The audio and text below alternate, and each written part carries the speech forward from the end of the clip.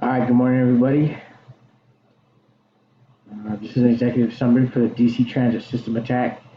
I'm the Joint Terrorism Task Force Supervisor, Aaron Trujillo. This is an executive summary about the events that took place this morning in Washington, D.C. Okay, we're going to go over the situation and response options. Anytime during the situation, if it pertains to you or your team that you're in charge of, please keep that in mind and take notes. All right, situation. During the morning rush hour at 8:35 a.m., multiple bombs exploded inside the Washington Metropolitan Transit System.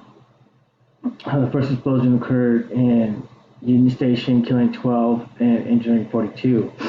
At 8:50 a.m., Fort Trotton Station in that area were about. A second bomb exploded inside a train, taking the lives of 34 and injuring 38. Thirdly, at 9:45 a.m., two gunmen opened fire on a crowd outside of the Metro Center station, killing 21 and injuring 38. These numbers are likely to increase due to the severity of the injuries sustained. Any of those know that have prior experience with explosion injuries will know that this is likely to increase. It's a total of 67 dead and 118 injured. Foremostly,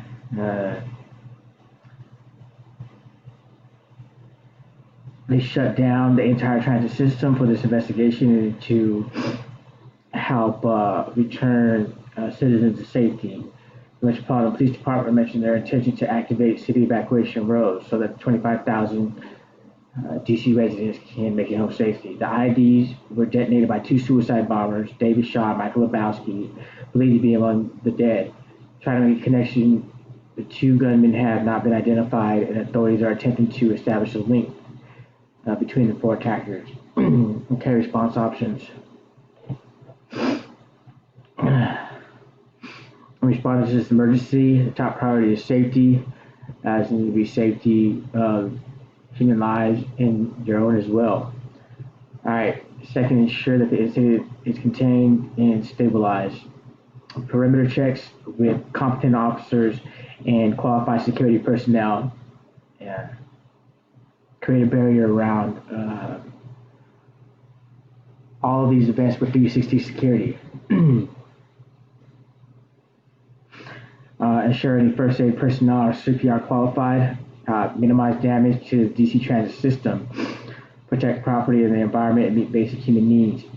Response also includes the execution of emergency plans and actions to support short-term recovery. Ensure evacuation routes are clear and secondary routes established in case of return attacks. Also keep these principles in mind. Number 1, engage partnership. Number 2, tiered response. Number 3, scalable, flexible, and adaptable operational capabilities. Number 4, unity of effort through unified command. And 5, the readiness to act. Police liaisons are necessary and will report to and through the incident command, IC. Make sure communications are a go. Ensure proper radio frequencies are uploaded, followed by radio checks. And any secondary communicable devices are in working condition. Pre-incident inspections are a must of personnel and equipment. Ensure deployed teams leave none of their resources in reserve. If you have any information or any questions, please see me after this, and we will go from there. Good luck, and be safe. God bless. Have a good day.